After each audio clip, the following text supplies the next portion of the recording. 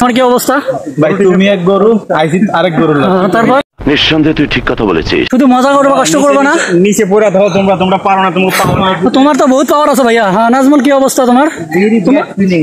তোমার ফিলিংসটা বলো। Very bad. তবে এনজয় তো অবশ্যই হচ্ছে, তাই না? ওকে, তো বলার ভাইয়ের বাসা কোথায়? কিশোরগঞ্জ ভাই। কিশোরগঞ্জ। আমার সাথে কয় বছর হচ্ছে আসা? 1 বছর। 1 বছর হয়েছে। তো আপনার যে এত কষ্ট করে উঠে আসতেছেন, আপনার মানে এখন কি অবস্থা? নাকি আমার কিছু জান আমার টাইনে ধরো না ভাই, আমি তুলতে পারি না। দেখেন আমার টাইনে ধরে আছে কেমন। এই যে ভাইও বলতেছে লুডুতে সাপ খেলার মতো। অনেক ক্লান্ত ভাই। আপনার কি অবস্থা, কিছু বলবেন? অবস্থা তো মনে করেন যে আর কি বলার। ভাইয়ের বাসা কোথায়? ভাই চাপানগঞ্জ। চাঁপাইনবাবগঞ্জ। কত বছর হলো আসা? আমার 7 টাউন। 7 টাউন ছুটা 1 বছর ভাই রয়েছে। ঠিক আছে ভাইয়া, আসেন। এই যে বডি বিল্ডার, তোমার ফিলিংস কি ভাইয়া? একদম ফিলিংস দেন, একবার আছে ফিলিংস এর জায়গায়। ফিলিংস আছে না? তো কিছু বলো। তোমার বডি তো 6 প্যাক আসে, অনেক ভালো লাগছে। তোমার 6 প্যাক বডি। তোমার প্যান্ট তো আরেকটু উপরে উঠাও। না, প্যান্ট ওকে আছে। ওকে আছে না? Body builder. আমরা সর্বপ্রথম এসে বল খেলছিলাম। বল খেলার কারণে আমাদের শরীর অনেকটাই ক্লান্ত হয়ে গেছে এবং বলার মতো না যতদূর আমরা উঠে আসছি।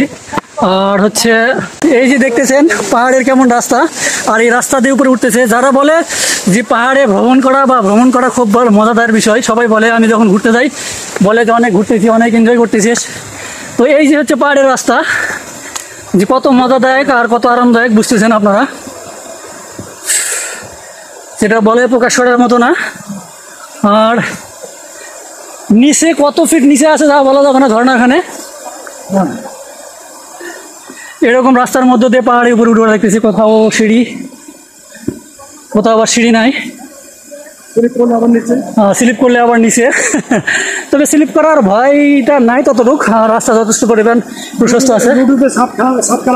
হ্যাঁ, এই পাহাড়ের যে জঙ্গলের রাস্তা, তো আসলে পাহাড়ের মনোমুগ্ধ পরিবেশ, ঝর্ণা প্রকৃতি যে সৌন্দর্য, আমরা অলরেডি একটা স্টেপ চলে আসছি এত কষ্ট করার পরে। তো আসলে এই প্রকৃতির সৌন্দর্য উপভোগ করতে হলে অনেক কষ্ট সাধ্য করা লাগে, শুধু এমনিতে উপভোগ করা যায় না।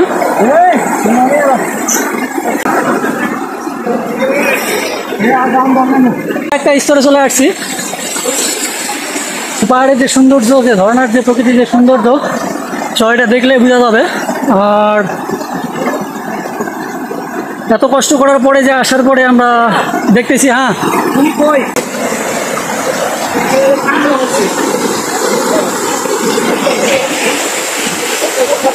চলেন উপরে যাই।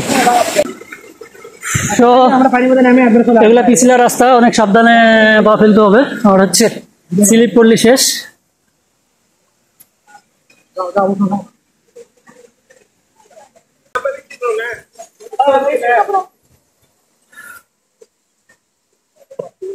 ও এই আমাদের গরু টিম এখানে আছে, তোমাদের ফিলিংস কি ভাই বলো?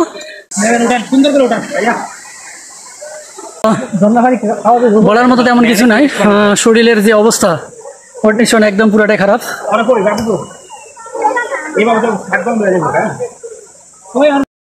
তো অবশেষে আমরা অনেক দূরে চলে আসছি। আর হচ্ছে আসার পরেও যে এক একজনের যে অবস্থা, সেটা বলে প্রকাশ করার মতো না।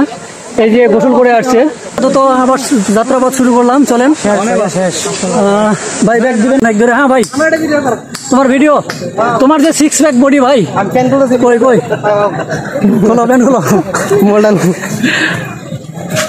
খুলবো নাকি? খোলো, দেখে তোমার দিকে সবাই তো এদিকে দেখায়, এটা খুলে দাও, এটা খোলো, এদিকে দেখায়। সত্যি খুলবো নাকি? ও চলে গেছে, চলো এখানেও এনজয় করতেছে সবাই। এই যে প্রাকৃতিক ঝর্ণার যে সৌন্দর্য আপনারা দেখতে পারবেন, আর এখানে অনেকেই সবাই সৌন্দর্য উপভোগ করতেছে, সবাই ছবি তুলতেছে। আমি আরও একবার আসছিলাম 2019 সালে, তো এখানে সবাই গোসল করতেছে, ছবি তুলতেছে। এই যে ঝর্ণার প্রাকৃতিক সৌন্দর্য, এই সৌন্দর্য দেখলে আপনারা বুঝতে পারবেন। এই যে একটা বান্দর সৌন্দর্য উপভোগ করার জন্য চলে আসছে। আমরা আছি বর্তমানে রাওয়াং ওয়াটার পার্ক।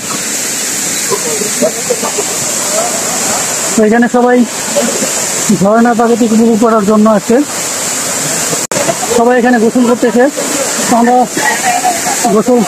গোসল করবো পরে।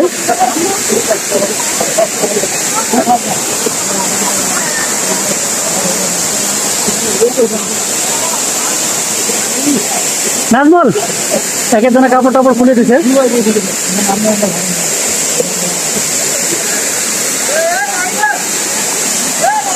ওই তানভীর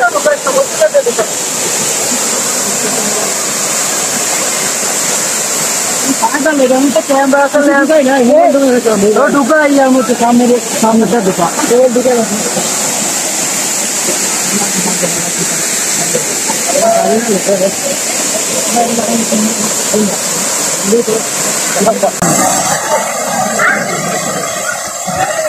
জাকির জাকির লাগে আমার কয়েকটা তোল ছবি তুলছে, আমার ছবি তুলতেছে ওরা, আমি ওদের ছবি তুলতেছি। হ্যাঁ